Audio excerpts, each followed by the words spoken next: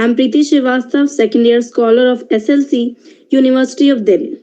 First of all, I wholeheartedly thanks to Dr. Rajiv Kumar sir for attending my GSTS talk. And thank you so much to GSTS for giving me this beautiful opportunity. I'm going to talk on the foremost topic, transition towards cashless economy. And before coming directly to my talk, I would like to tell my objectives of talk to all of you.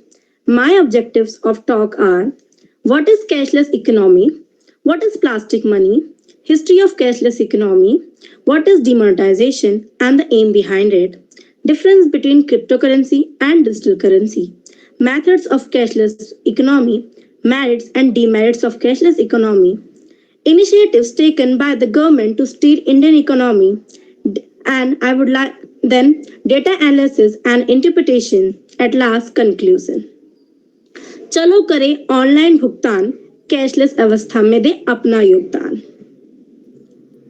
Cashless economy is an economic system in which transactions are not done predominantly in exchange for actual cash or physical information, like through plastic money, such as credit card, debit card, and through mobile payment, and digital currencies such as Bitcoin.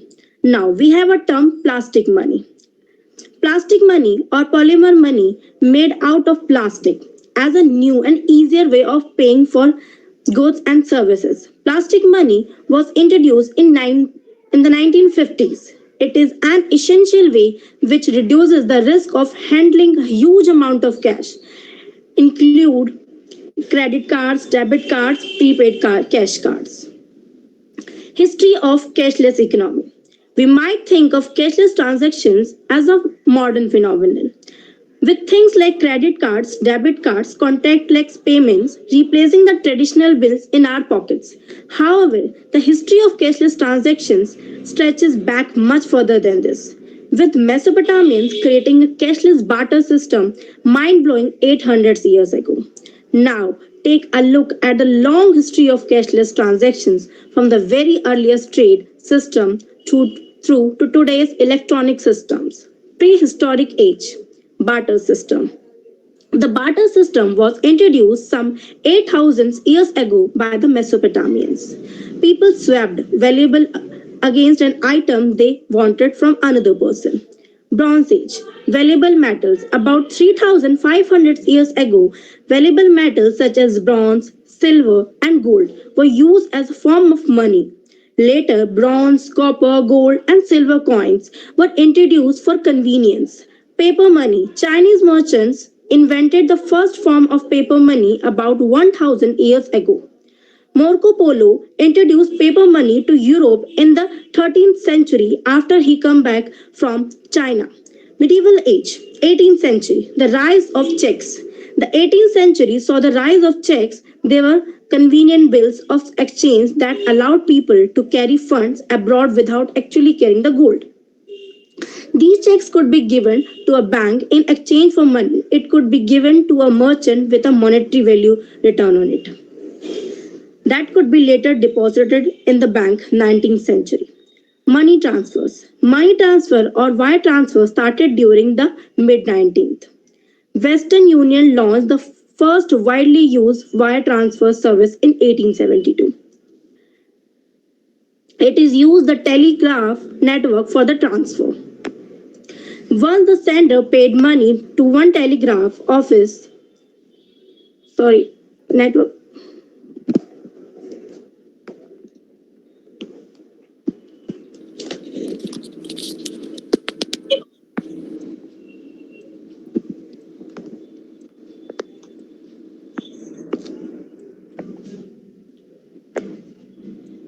Am I audible, sir?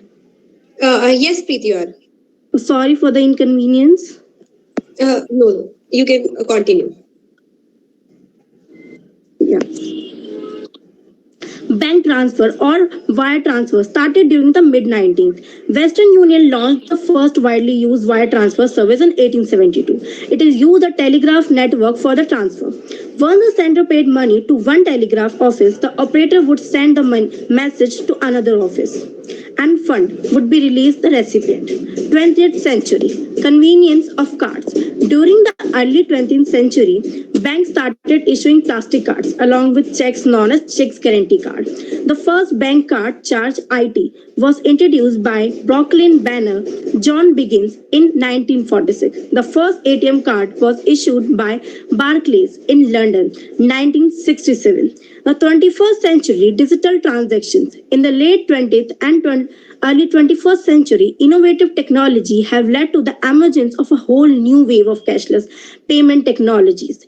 Payments have become even more convenient. And the unfortunate COVID 19 pandemic added fuel to digitalization. The Digital India program is a flagship program of the Government of India with a vision to transform India into a digital empowered society and knowledge economy. Faceless, paperless, and cashless is one of the professed role of Digital India. And according to World Bank Development Report 2013, electronic payment can save our 1% of India's GDP. Cash may be king, but the digital is divine, said by Reserve Bank of India. Demonetization. Demonetization is referred to as the process of stripping a currency unit of its status to be used as a legal tender. In simple words, demonetization is the process by which the demonetized notes cease to be accepted as a legal currency for any kind of transactions. After demonetization is done, the old currency is replaced by a new currency, which may be of the same denomination or may be of higher denomination. Demonetization in India has taken place three times till now, namely in the years of 1946, 1978, and 2016. Demonetization in 2016, the latest demonetization was announced on the 8th November 2016 by the Prime Minister Narendra Modi. During this demonetization, the notes that were taken out of circulation were denominations of 500 and 1000. PM Modi also introduced new currency of denominations 500 and 1000 after demonetization. The objectives of demonetization are as follows: to stop the circulation of black money in the market, to help in reducing the interest rate of the prevalent banking system, to help in creation of cashless economy, to formalize the informal Indian economy, to remove counterfeit notes from the market, to help reduce antisocial activities and their finances. Difference between digital currency and cryptocurrency. Cryptocurrency is decentralized money, free from any government or central bank chains. It relies on blockchain technology and cryptocurrency to secure transactions done by people, making it impossible to counterfeit. To understand cryptocurrency, you must know about the three terminologies. Blockchain in cryptocurrency is the showrunner. It is the digital ledger whose access is distributed between authorized users and records transactions. The information and access are shared among the registered users, so anything the blockchain records is transparent, immutable. The information cannot be tampered with or hacked, not even by the administrator. The second term is decentralization. In cryptocurrency means that the asset is free from governing bodies like central banks. The mechanism makes cryptocurrencies independent. At the same time, the centralized money we use is monitored and managed by the RBI. Cryptography in cryptocurrency means secret writing, which means the recipient can only read messages. It takes care of the transactions, protects operational autonomy, and fortifies the entire chain. Digital currency is the digital format of fiat currency that you carry around in your wallet or withdraw from an ATM. It's the same currency that is hacked by an authority, the Reserve Bank of India, in case of Indian currency and can be exchanged for actual currency if and when it is scheduled to be launched in 2023. Centralization. The biggest difference between digital currency and cryptocurrency is the question of who has control over the monetary value of your coins.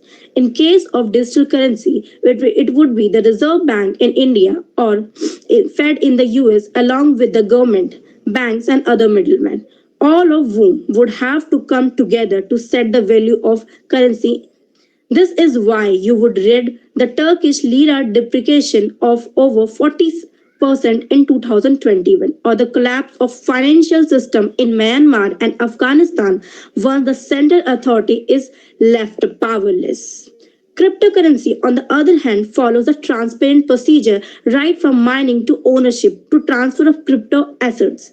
Its value is also independent of central banking authorities and legal geopolitical problems. Inscription. Once again, cryptocurrency trumps digital currency when it comes to encryption.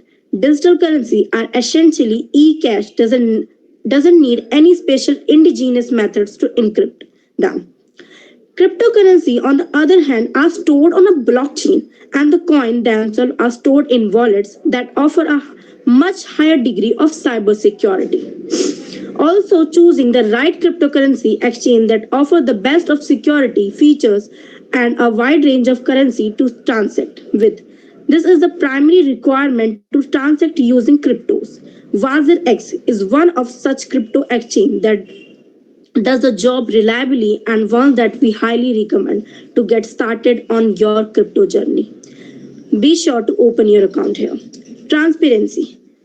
The biggest advocates for cryptocurrency will cite the transparency afforded by the platform. Every detail regarding cryptocurrency transaction is in the public domain. Thanks to presence of decentralized ledger that record all the blockchain details with a digital currency, only the banking authorities along with the sender and the receiver are involved in the transaction involved. In case of conflict over any asset, cryptocurrency are easier to manage as record are there for everyone involved to see, whereas digital currency could involve bureaucratic hurdles and other problems in case of any conflict. This decentralization of data is in fact one of the driving force leading to the adoption of cryptocurrency across the world. Stability. Digital currency is actually stable and also relatively easy to manage, thanks to having wider acceptance in the global market. Digital currency, being the fiat version of approved currency, is traded and understood by a vast majority of population. This in turn makes it more stable when compared to a new technology such as cryptocurrency that has started gaining attraction but isn't mainstream yet. Added to that, the price volatility of cryptocurrency is another aspect that hampers its stability. Even as new tech and features mean that is slowly but steadily gaining traction all around. Methods of cashless payments. Check. The check is one of the oldest method of cashless payment. It is non-method to everyone. In this method, you issue a check for the specific amount to someone else. The check get deposited in the requesting bank, respective bank. Demand draft. Demand draft is another rudimentary way of cashless transaction. It is the safest option to receive payment from anyone. Demand draft (DD) never gets defaulted as it is signed by the banker. Credit card or debit is another cashless payment method. The usage of credit card and debit card was limited in India. However, usage of credit card and debit card is increasing now. The limitation of this payment method is an unavailability of swipe and facility POS at merchant. UPI Unified Payment Interface has been launched by National Payment Corporation of India (NPCI). Unified Payment Interface is a system that powers multiple bank accounts into a single mobile application emerging several banking features, seamless fund routing and merchant payments into one hood. It also caters to the peer-to-peer collect request, which can be scheduled and paid as per requirements and convenience. When it comes to online banking, two terms are often used extensively: NEFT and RTGS, National Electronic Funds Transfer. is an economic system used for transferring small to large amount of money from one financial entity to another within India. Real time gross settlement RTGS is a funds transfer system where funds of high quality are transformed from one bank to another in real time and on a gross basis. Some examples like Bharat Pay. Bharat Pay was co-founded by Ashneer Grover and Sashwat Nakrani in 2018 to build a holistic fintech platform for smaller merchants.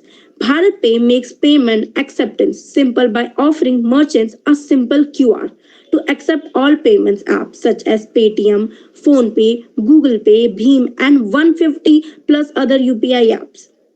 They have made payments acceptable absolutely free for all business with no transaction charges at all. Paytm, an Indian multinational financial technology company that specializes in digital payments and physical service based in Noida. It was founded in 2010 by Vijay Shekhar Sharma. The company offers mobile payment service to consumers and enables merchants to receive payments through its QR code, point of sale, and online payments gateway offerings. PhonePe. PhonePe is an Indian digital payments and financial technology company headquartered in Bangalore, Karnataka, India. PhonePe was founded in December 15 by Sameer Nigam, Rahul Cherry, and Burzin Engineer. Advantages of cashless economy. The main advantage of cashless society in India is that a record of all economic transactions through electronic means make it almost impossible to sustain black economies or underground market that are often prove damaging to national economies. This reduces the chance of black money entering the system. It is also much riskier to conduct criminal transactions. An economy that is largely cash based facilities are rampant underground market which adds criminal activities such as drug trafficking, human trafficking, terrorism, extortion, etc. Cashless transactions make it difficult to launder money for such activities. Circulation of fake currency notes can be curbed. Increased tax base. It is difficult to avoid the paper payment of due tax in a cashless society. Such violations are likely to be greatly reduced. This increased tax base would result in greater revenue for the state and the greater amount available to fund and welfare program. Digital transactions bring in better transparency, stability, and accountability. Digital transactions are convenient and improve market efficiency. It will eliminate the risk associated with carrying and transporting huge amount of cash. The cashless economy will reduce the production of paper currency and coins. This will save a lot of production cost in turn. A lot of data transfer happens due to the cashless transaction. This data will help the government plan for future expenses such as housing, energy management, etc. from the pattern of the data transmission. Demerits of cashless economy. Typically in India, a cashless economy may take a bit longer to be adaptable.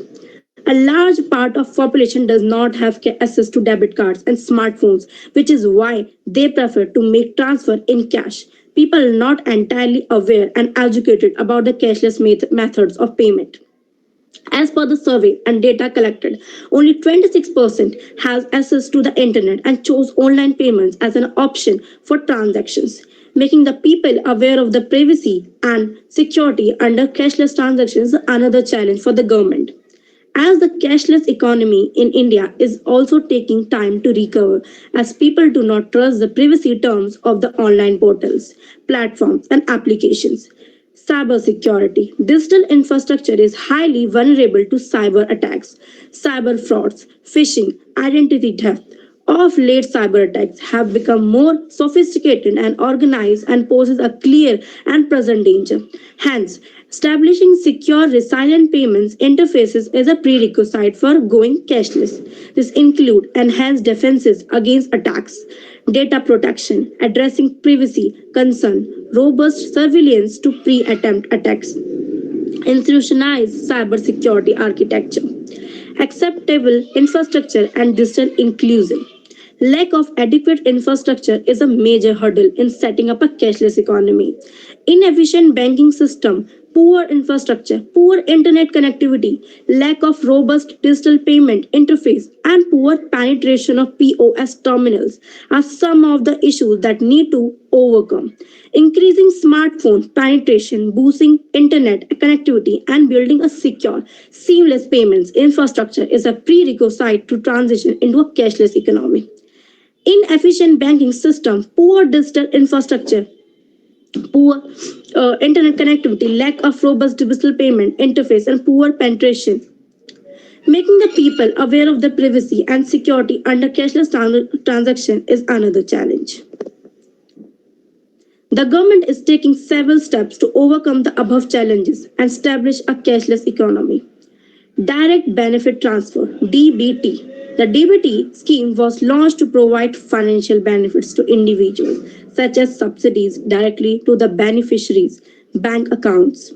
This include benefits such as LPG subsidies, age pensions, scholarship, helping the rural population to move toward the digital system efficiently. This encouraged people to entrust banks with their money, while also addressing concerns of financial knowledge and literacy. Pradhan Mantri Jan Dhan Yojana. Financial inclusion is one of the primary reasons why India is unable to develop rapidly. Addressing this cause, the Pradhan Mantri Jan Dhan Yojana was one of the most renowned and successful initiative by the government to eliminate the challenges of financial inclusively across the country. The aim was to offer banking to each household by allowing them access to all the services such as bank accounts, credit facilities, pensions, and more.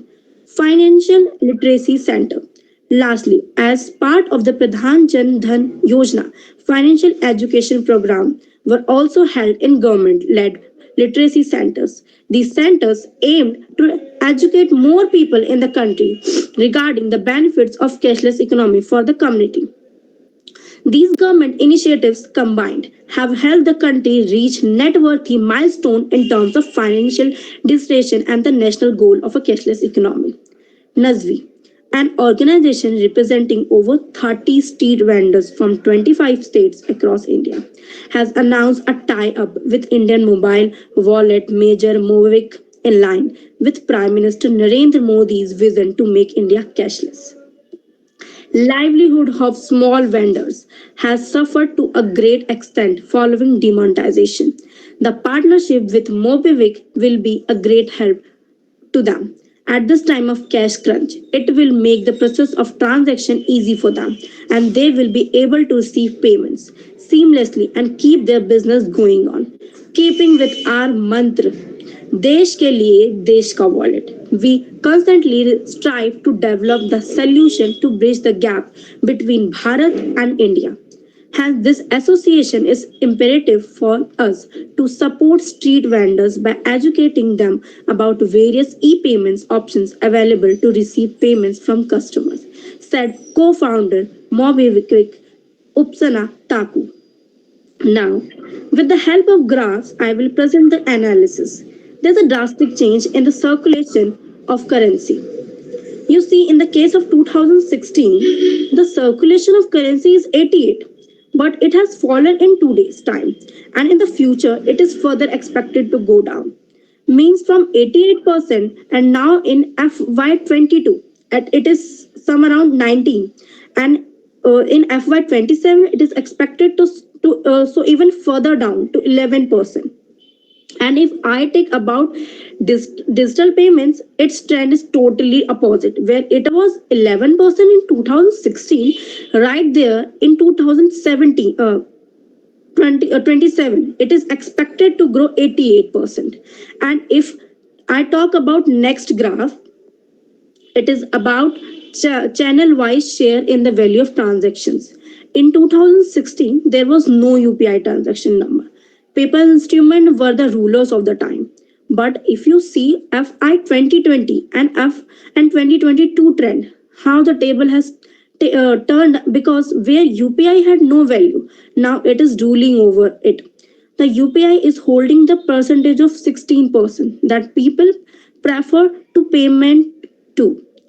और paper instrument की value 46% से गिरकर सिर्फ 12% रह गई है. So this is the trend which is coming. This is the trend we are not realizing that is leading cashless economy. At the end conclusion, I would say that after researching the topic of society going cashless, I have come to some conclusions. The future is cashless society. Here is my prediction for the future. While I believe going cashless is the future, it will take some time. A journal published by Eric De Puter said it perfectly. A less cash society is more likely and is likely to exit for quite some time. It is going to be very difficult to completely get rid of cash. Cashless methods of payment must be made more secure. Adequate security mechanism like anti-fraud system like a risk mitigation tool must be provided. That's all. Thank you, sir. Okay. Thank you so much, Preeti. That was really a very great presentation, and all the points you have told, that was really very informative to the audience as well. So now we have some questions from them. The first question is from SK Nizamuddin. He's asking that what are the repercussions of demonetization on the Indian economy and how it affected the saving ratio and consumption pattern of the Indian economy?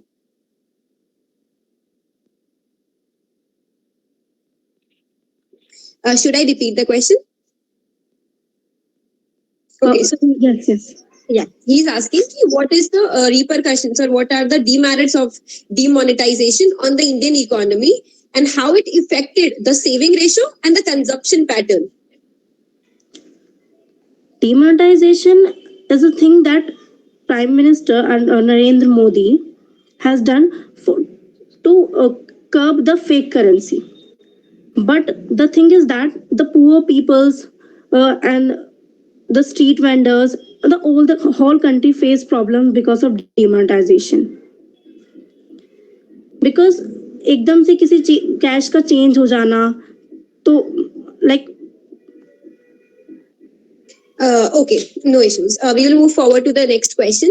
The next question is from Ajay Gupta. He's asking that how would you analyze the future of cashless in India when there is a lot of cry from the side of Paytm, PhonePe, and they charge money on every transaction? What can be done about it? Yeah, yes. I think the my prediction is that the country is going to be totally cashless economy in the future, and the Google Pay, Paytm, these are the things that will be help in our future because it will make more transaction more easier. Okay. The next question is can the current infrastructure withhold the increasing UPI transactions or the cashless transactions? Yes, repeat the question. It is key. Will the current infrastructure withhold the UPI transaction or the cashless transactions? The current infrastructure. Yes, the current infrastructure. Okay. No, I don't think so that it will hold UPI transactions and digital transactions. Okay. So the last question we are taking from Mohit. He's asking what is the role of government and an individual against the cyber attacks which is related to the cashless transactions?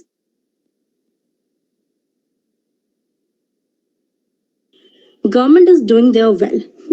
They have cyber criminals, there are cyber securities, and there are many agencies who are working for it. So they are doing their work. Okay, thank you so much, Preeti. And the last question is from my side. That what was your experience with working with the GSTS and its team?